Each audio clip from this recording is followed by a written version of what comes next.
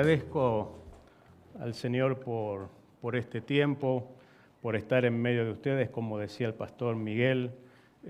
Hace un tiempo ya que nos congregamos y la iglesia ha sido de bendición para cada uno de nosotros.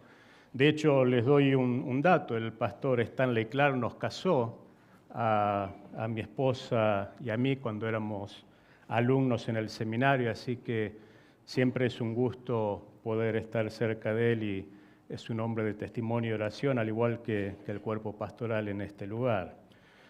Déjenme, no tengo un PowerPoint, ¿vieron? Lo que no tengo es poder de síntesis, pero bueno, eso es otra cosa. Vamos a hablar de Jesús en esta mañana. Y no voy a decir nada que ustedes no sepan.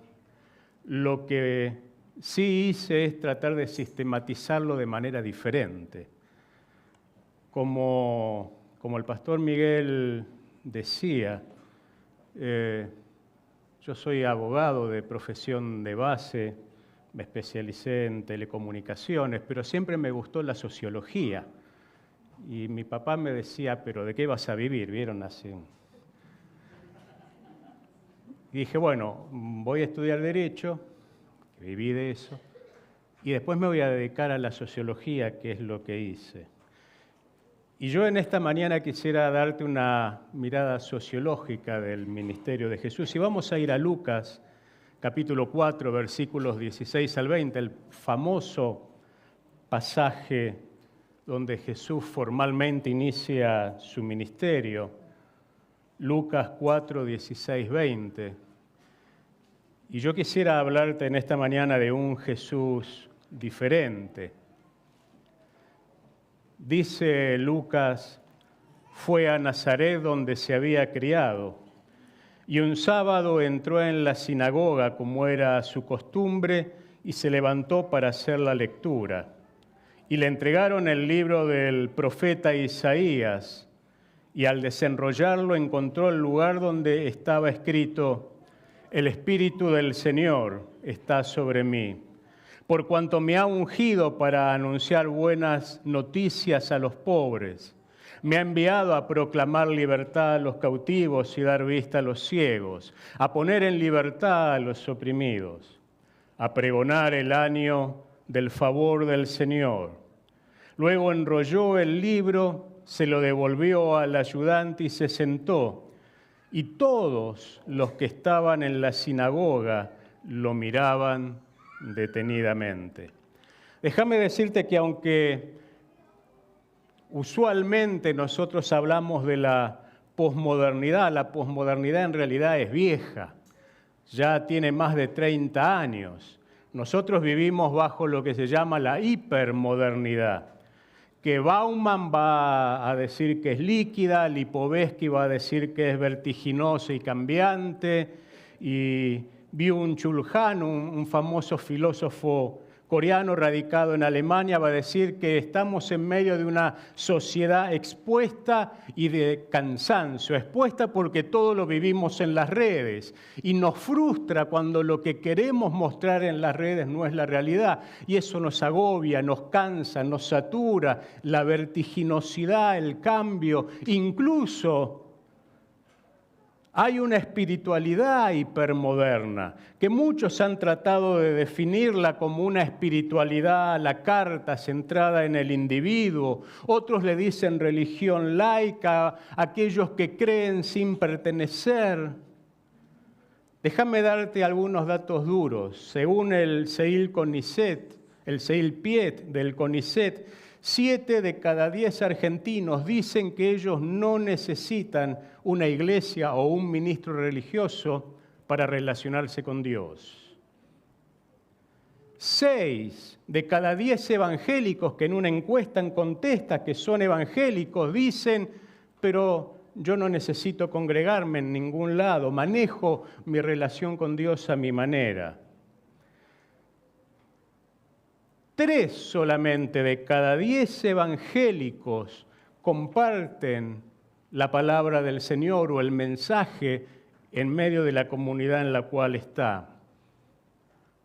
Por primera vez en Latinoamérica, después de 20 años de una tendencia de crecimiento que hacia finales del 2023 llegó al 23%, a fin del 2024 los evangélicos en América Latina caen al 19% y los que suben al 24% son los que se declaran agnósticos o indiferentes.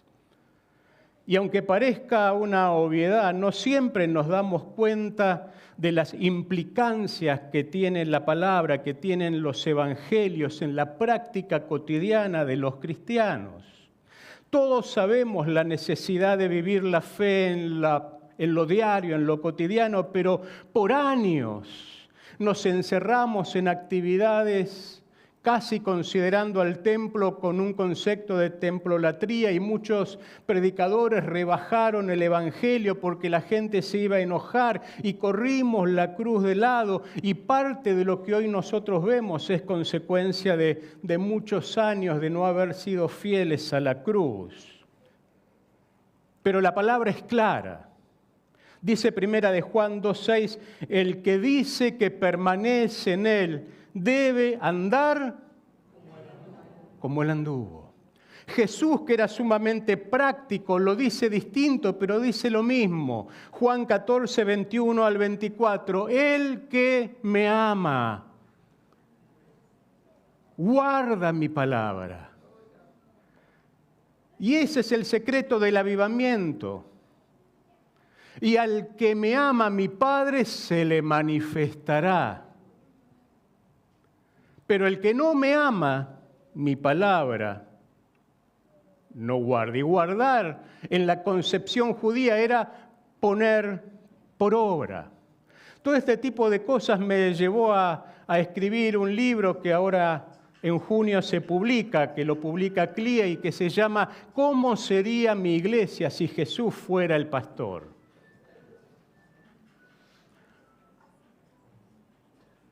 Y por eso este pasaje para mí es importante. Quisiera llevarte por unos minutos nada más a un sábado a una sinagoga de Nazaret. En el medio de la sinagoga estaba lo que los judíos llaman la bima, el montículo en donde apoyaban el luaj, el púlpito. El que estaba a cargo del rito de ese sábado, el jefe de los principales de la sinagoga, que se llamaba archisinagogo, sin duda lo invita a Jesús porque era conocido y le pide que lea la ley, que lea la Torá. Leerla no era solamente leerla, era leerla e interpretarla para los que estaban allí. Y cuando leemos con atención, nos damos cuenta de que Jesús hace una presentación pública de su ministerio. Ni un minuto antes, ni un minuto después, como decía el pastor Miguel, de que el tiempo de Dios se haya cumplido, porque dice Gálatas 4:4 que en el cumplimiento del tiempo Dios envió a su Hijo. Jesús, déjame decirte, no encajaba en el modelo religioso de la época. Los fariseos, los Hasidim, así se les llamaba, los separados, de profunda influencia helénica, tenían una concepción de Dios basada en la Torá, pero en la tradición de los ancianos. Para ellos el Mesías debía cumplir la ley, pero no solo la ley, sino la tradición de los ancianos. Déjame decirte, la ley de Moisés tiene 639 preceptos o normas.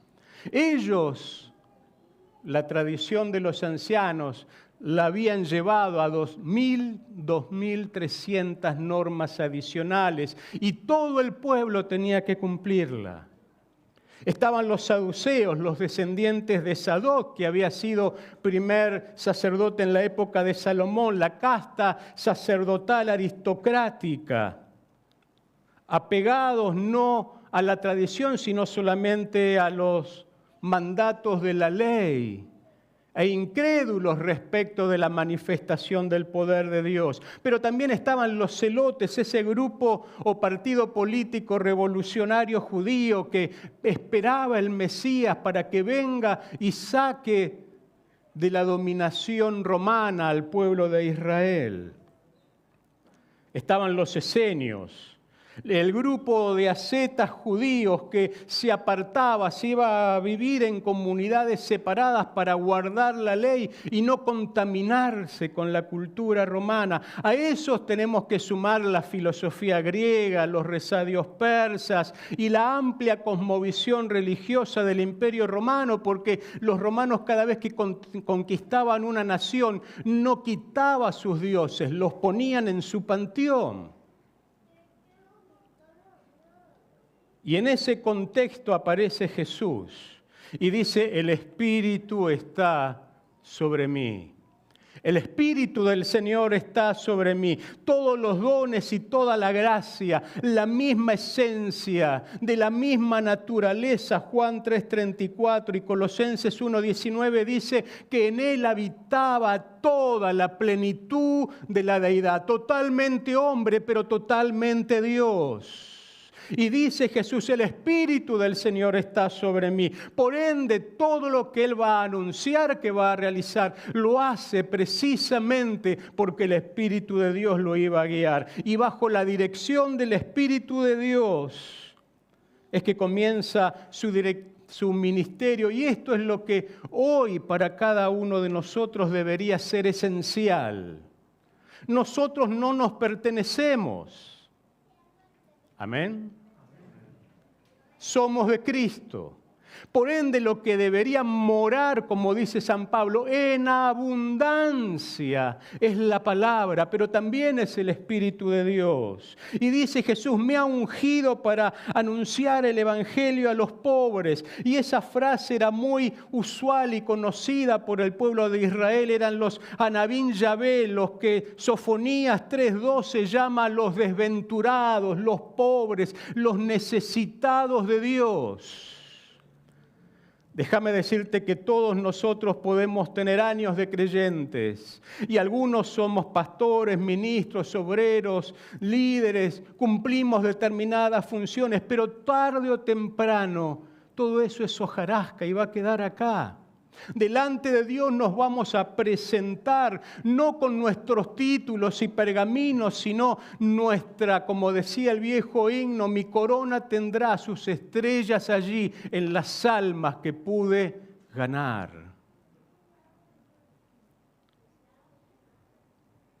El salmista decía, mi alma tiene sed de Dios. Escribe Isaías 26:9 y dice, con mi alma te he deseado en la noche, y mientras haya espíritu dentro de mí, madrugaré a buscarte. David dice, soy como el ciervo que brama por las corrientes de las aguas, y cada uno de nosotros tiene que redescubrir la pasión, el hambre, la necesidad, la desesperación por buscar a Dios. Dice el Señor, me ha enviado a proclamar libertad a los cautivos. El único que nos hace libres es Jesucristo. El único que compró y pagó el precio de nuestra libertad, del pecado, de la muerte, de la enfermedad, del dolor, se llama Jesucristo. Somos propiedad de Él y Pablo va a decir, y nos selló con las arras de la promesa, con su espíritu, nos marcó como se marca el ganado, para que todos sepas que somos de Él y a Él le pertenecemos. A poner en libertad a los cautivos. El pecado te hace presa del enemigo. Déjame decirte en 20 segundos. Yo nací en un hogar espiritista. Me crié en la Escuela Científica Basilio. Mi abuela, mi mamá, mis tíos, toda mi familia era espiritista. Y yo me crié. Hasta que tuve una enfermedad importante y a los 5 meses tuve meningitis y eso afectó mi cerebro. Así que a duras penas terminé la primaria y lo que a cualquier chico le llevaba 10 minutos, yo estaba todo un fin de semana y usaba colores y al otro día no me acordaba de nada. pero me gustaba estudiar y no podía. Y mis padres, cuando terminó la primaria, van al médico y los médicos le decían, mire, que estudie un oficio, pero no lo frustre haciéndolo estudiar porque no va ni para atrás ni para adelante el nene. Sí. Y mi abuela, pese a ser espiritista, era amiga de un pastor muy humilde que oró 8 años por mi familia. Y tanto hinchó e insistió que un día fuimos a la iglesia de él y cuando llegó el momento de la profesión de fe, diríamos nosotros, yo tenía 13 años y le dije a Dios, a mi forma, aparte yo me crié en un entorno totalmente diferente. Mira, si esto es cierto, te voy a pedir 3 cosas. Quiero que sanes mi cerebro, quiero que sanes mi asma, porque aparte vivía con el Ventolin en el bolsillo todo el tiempo. Y quiero sentir la misma alegría que ellos se ve que tienen, pues se divertían bastante en el culto. Y desde ese día hasta el día de hoy, nunca más volví a tomar medicamentos para el asma y Dios sanó mi cerebro y tengo muchos títulos universitarios y mi familia conoció al Señor.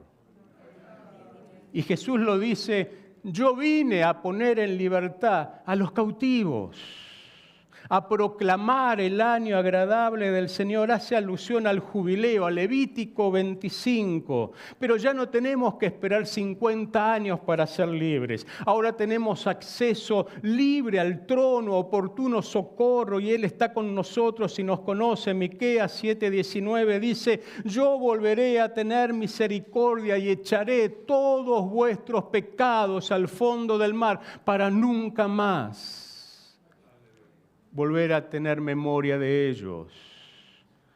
Quisiera ratificarte en esta mañana que Jesús era diferente, no encajaba en su contexto. Se encarnó y habitó entre los hombres siendo Dios. Enseñaba con autoridad, no como los escribas y fariseos. Cumplió la ley conforme al corazón de Dios. Mientras Jesús decía, bienaventurados los pobres en espíritu, porque de ellos es el reino de los cielos, los fariseos cargaban de ritualismo y legalismo al pueblo de Israel. Mientras Jesús decía, bienaventurados los que lloran, porque ellos recibirán consolación, los celotes hablaban de matar a los cerdos romanos y liberar al pueblo de Israel. Mientras Jesús decía, bienaventurados los de limpio corazón, porque ellos verán a Dios, los paganos decían, comamos y bebamos, total, mañana moriremos. Mientras los escribas y fariseos se autoproclamaban guardianes de la palabra, de la Torá y de la religiosidad de Israel, Jesús decía, si vuestra justicia no fuera mayor que la de los fariseos, no entraréis al reino de los cielos. Mientras el Sanedrín, la corte judía, se constituía en jurado y especulaba con ambiciones personales sobre las personas, Jesús decía, no juzguéis y no seréis juzgados.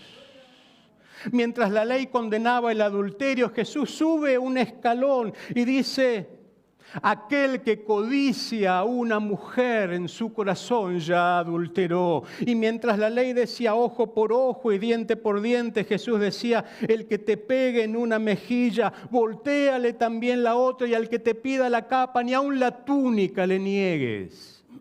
No encajaba. La ley decía que estaba prohibido matar, pero Jesús decía, cualquiera que se enoje contra su hermano será culpado del juicio. La ley decía, amarás a tu prójimo y aborrecerás a tu enemigo. Mas Jesús decía, amad a vuestros enemigos y bendecid a los que os maldicen. Era distinto. Comía con pobres, con recaudadores de impuestos, con desventurados, con rameras. Se juntaba con leprosos. Seguramente muchos de ellos hoy no estarían en nuestras agendas, pero Él se atrevió a predicarle a las mujeres samaritanas, adúlteras, pecadoras, se acercó al necesitado, al desventurado, no se aferró a la tradición impuesta por los religiosos. Hasta sanó al hijo del centurión cuando estaba prohibido hablar con los gentiles. No tuvo prejuicios. Y mientras los religiosos pensaban que las multitudes de sus sacrificios y el bullicio de la gente en el templo era loor fragante a Dios, los sacó a garrotazos del templo. Déjame leerte alguna de las listas de delitos por las cuales acusaron a Jesús. Mateo 12:12. Sanaba en el día de reposo. Mateo 21:23, tenía mayor autoridad que la de los escribas y fariseos. Mateo 26:65, dejaban que lo reconocieran como el Cristo. Marcos 2:16, comía con publicanos y pecadores. Marcos 7:5, no guardaba la tradición de los ancianos. Marcos 12:18, proclamó que resucitaría el tercer día. Marcos 12:3, sanaba en el día de reposo. Lucas 23:5, enseñaba al pueblo las Escrituras. Juan 12:34, dejaba que lo llamen Hijo de Dios. Mateo 13:1 al 3, predijo la destrucción del templo. Mateo 23:27, llamó a escribas y fariseos, sepulcros blanqueados por fuera. Juan 11:43, revivió a Lázaro. No hay delito en esa lista. Pero dice el Evangelio de Juan que los fariseos se reunieron y dijeron, todo el pueblo se va atrás de él, y conspiraron para matarlo.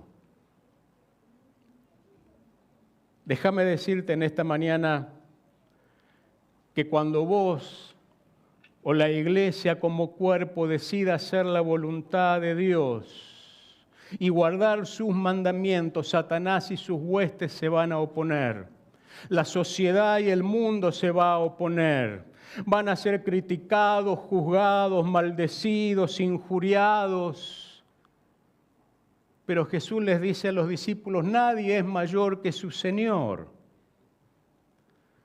Pero si vos te atreves a vivir la fe en lo cotidiano, en donde vos estás, vas a tener la mejor paga que nadie puede tener. Vas a ver vidas cambiadas, pecadores arrepentidos, familias reconstruidas, matrimonios renovados, enfermos sanados, pobres bendecidos, porque nosotros estamos bajo el año agradable del Señor. En mi opinión, ¿cómo sería la iglesia si Jesús fuera hoy pastor? Sería una iglesia en primer lugar encarnada en la sociedad, donde la sociedad nos mire como punto de referencia al cual acudir. La gente lo seguía a Jesús, es cierto, iban por los peces y los panes, pero mientras tanto escuchaban que el reino de los cielos se había acercado. Una iglesia centrada en la cruz, porque Él es el que murió por la iglesia y es cabeza y Señor de la iglesia. Una iglesia que sería o tendría como eje esencial el ser santa, misericordiosa y amorosa. Déjame decirte que hay tres cosas que Satanás no puede hacer, no puede imitar, porque van en contra de su esencia. Todo lo demás lo hace a la perfección. Es más, conoce de Biblia más que todos nosotros juntos. Pero Él no puede ser santo. Es contrario a su naturaleza.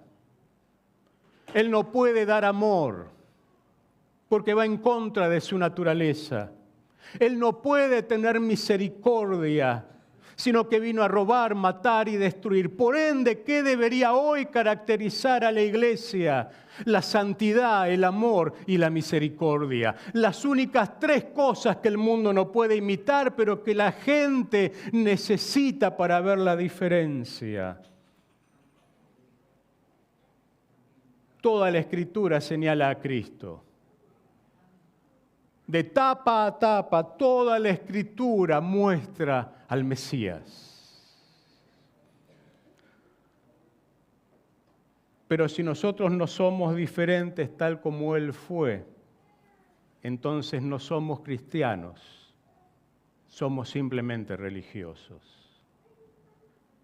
Y no encajamos, no en el modelo del mundo, sino en el modelo de Dios. Quisiera que te pongas en pie en esta mañana. Y allí donde estás, mientras yo te leo algo, quisieras que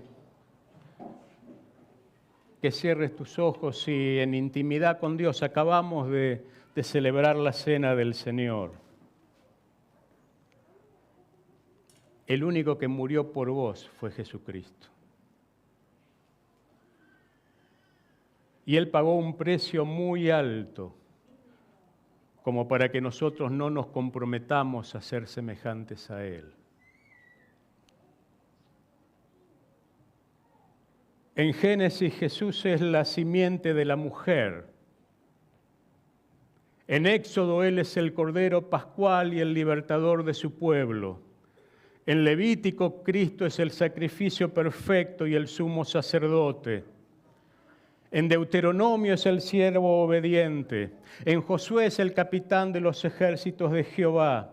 En Jueces es el libertador glorioso y nuestro juez. En Rut es el protector de la familia y nuestro redentor. En Primera y Segunda de Samuel, Cristo es el ungido de Jehová y el Rey perfecto. En Primera y Segunda de Reyes, Él es el carro de fuego y el Rey que reina en justicia. En Primera y Segunda de Crónicas, Cristo es la simiente de David y el linaje prometido. En Esdras es el Dios del perdón y el restaurador. En Nehemías es el restaurador de Israel y las naciones. En Esther es el abogado divino. En Job es nuestro redentor y el que nos levanta del polvo. En Salmos, Cristo es el Mesías, el digno de gloria y alabanza, nuestro pastor. En Proverbios, Cristo es la sabiduría divina. En Eclesiastés es el Señor de los tiempos. En Cantar de los Cantares es el más hermoso entre 10,000 y el lirio de los valles. En Isaías Él es el siervo sufriente, el juez, el legislador, el Mesías,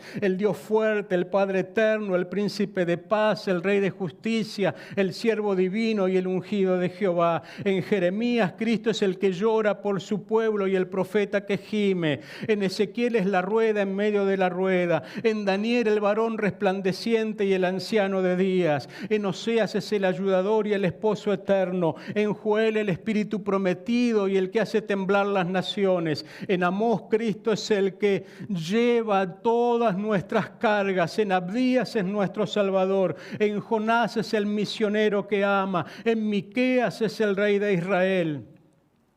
En Nahum es el socorro divino y el mensajero de hermosos pies. En Habacuc Él es la fe del justo y el que fortalece en el día de la angustia. En Sofonías Él es el poderoso para salvar. En Ageos es el restaurador de Israel. En Zacarías es el futuro rey de Sión. En Malaquías es el sol de justicia. En Mateo, Él es el Mesías y el hombre. En Marcos es el hacedor de milagros. En Lucas es el Hijo del hombre. En Juan, Cristo es el Hijo de Dios, el Verbo encarnado, el amor de Dios, el pan de vida, el agua de vida, la luz del mundo, el buen pastor, la resurrección y la vida. En Hechos, Cristo es el Señor resucitado y la cabeza de la iglesia. En Romanos es el que justifica y el pacificador. En Primera de Corintios es el Señor de la iglesia y su fundamento. En Segunda de Corintios la imagen de Dios. En Gálatas es el que nos redime de la maldición del pecado.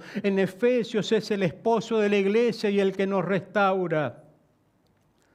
En Filipenses, Cristo es el coronado por toda la eternidad y el siervo de Dios. En Colosenses, Jesús es el que habita toda la plenitud de Dios en él. En Primera de Tesalonicenses es el Señor que viene. En Segunda de Tesalonicenses, la esperanza del cristiano. En Primera y Segunda de Timoteo es el ministro, el juez y el único mediador entre Dios y los hombres. En Tito es el pastor fiel. En Hebreos es el autor de nuestra salvación y el sumo sacerdote. En Santiago el que sana a los enfermos y la fe perfecta. En Primera y Segunda de Pedro el linaje eterno, el siempre perfecto y el pastor. Primera y Segunda y Tercera de Juan es el que ama a la iglesia y el dador de la doctrina. Y en Apocalipsis, Cristo es el Señor de la iglesia, el testigo fiel y verdadero, el alfa y la omega, el león de Judá, el cordero de Dios, el que está en el trono, el juez, el verbo, el rey de reyes y señor de señores, el jinete divino, el que era y es y será por los siglos de los siglos, el que viene pronto, el que juzgará a las naciones, el que busca a su iglesia y el digno de recibir todo honor, toda gloria, todo poder y toda majestad. Señor, te damos gracias en esta mañana,